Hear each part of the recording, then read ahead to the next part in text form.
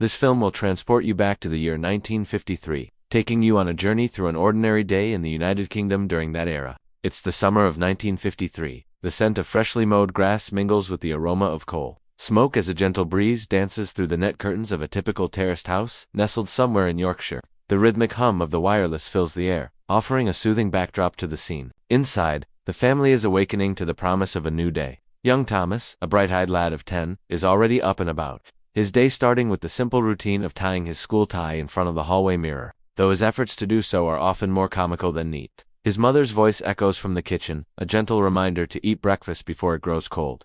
There's no sense of urgency. The school day seems distant, allowing for a leisurely start. Breakfast is a quiet affair, perhaps with porridge, bread, and dripping, or toast and tea. Conversation flows easily, connecting them through shared stories and laughter. When Thomas is called to the table, his younger sister Mary might be playing with her dolls, lost in her own world of make-believe. Their father, Charles, might be shaving in front of the mirror, preparing for his day's work, while their mother Elizabeth moves around the kitchen, a hive of activity, getting everything ready.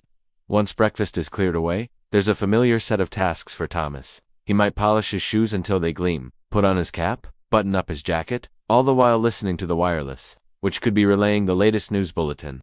The house might have been built in the early 1900s, with its small rooms and steep stairs, but it's filled with the echoes of joy and routine. The family lives simply, their days structured and predictable, and as Thomas leaves the house, the postman might tip his cap to Elizabeth, exchanging a few words about the weather or the latest local gossip. They've known each other for years, part of the close-knit community that makes up the neighborhood. Out on the street, life unfolds at a slower pace. Cobblestones beneath his feet tell stories of ages past, while the sight of other children playing hopscotch brings a smile to his face. Everyone on the street has a role, a story, and a connection to the place. It's a world where the rhythm of daily life is dictated by the chimes of a distant clock tower. As Thomas reaches school, the morning bell rings, signaling the start of another day. The classroom is filled with the murmur of children settling in. Inky black ink pots sit on each desk, ready for writing practice. Chalk dust dances in the air as the teacher writes on the blackboard. Every surface tells a story. The worn-out desks, the maps with pinned updates, the shelves holding rows of books. The school might not be grand, but it's a place where values like hard work and respect are instilled. Thomas and his classmates are a microcosm of the society they live in. Innocent, curious, and eager to learn. They come from different backgrounds, each bringing their unique perspective to the classroom. The teacher, a stern but fair figure, guides them through sums and spellings. No calculators allowed, just the quiet tick of the clock as they work through their lessons. When the bell rings for break, the room empties quickly, filled with the sounds of children playing and laughter echoing in the playground. During playtime, the dynamics shift. Friendships are tested as they chase each other around the yard. They play games that require little more than imagination, making the most of whatever space they have available. Perhaps Thomas and his friends played football against the backdrop of a sky filled with kites. When the bell rings again, it's time to return to their desks, to sharpen their pencils and open their books once more. Afternoons are filled with more lessons, more chatter, and more friendships being forged. Then finally, the last bell rings. It's the signal for freedom, for running down the schoolyard, for skipping along the road, and for opening the gate to the next adventure. The journey home is a familiar one, lined with the sights and sounds of daily life. The streets, though busy, are filled with order. People going about their business, tradesmen on their rounds, and mothers calling to their children, their voices weaving together the fabric of the community. Thomas might walk with his friends, sharing their day's adventures and plans for the evening. As they approach home, the aroma of baking bread might waft from an open window, a silent invitation to another family's hearth. For Thomas, the door to his house is a portal to warmth and familiarity. Inside, the living room awaits.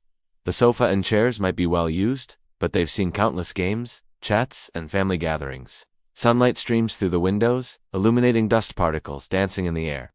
The radio might be playing softly, offering a soundtrack to the quiet hum of domesticity. This is a place where the weight of the outside world is shed, replaced by the comfort of routine. Maybe Charles is reading the newspaper, his face creased in concentration, while Elizabeth tends to the weekly chores, mending, cleaning, preparing. The rhythmic clatter of dishes or the murmur of conversation fills the air. The family might share stories of their day, both big and small, their individual experiences coming together to form a tapestry of daily life. With homework done, Thomas and Mary might help set the table, their small hands placing plates and cutlery in neat rows. Meals are a time for connection, for passing around dishes and sharing stories. Food is simple but nourishing, sustaining them through their days. Maybe they enjoy shepherd's pie, followed by apple crumble, the sweetness lingering on their tongues. As the evening deepens, the sky outside takes on hues of orange and purple. Shadows grow longer, signaling the approach of night. Evening brings a sense of calm. The bustling activity of the day gives way to quieter pursuits. Maybe Thomas and Mary help their father with his tools, learning the skills that one day might be theirs. Or they might sit by the wireless, listening to the crackle of voices from faraway lands. As darkness falls, the gas lamps illuminate the room with a warm glow, casting long shadows that dance with the flickering flames. Bath time is a ritual, the sound of running water mingling with the steam that fills the small bathroom. The scrubbing and splashing are not just about cleanliness, they're about creating a bond between parents and children. Once clean and tucked into bed, dreams awake. The worn teddy bear or the well-loved picture book becomes a companion in the fading light. Each night is a lullaby, each bedtime story a new adventure. As Thomas drifts off to sleep, the house settles into a peaceful quiet, the rhythmic ticking of the clock, the gentle murmur of voices from the street below. Life in 1953 continues outside, but inside, the family is wrapped in the cocoon of their home, safe, loved, and cherished.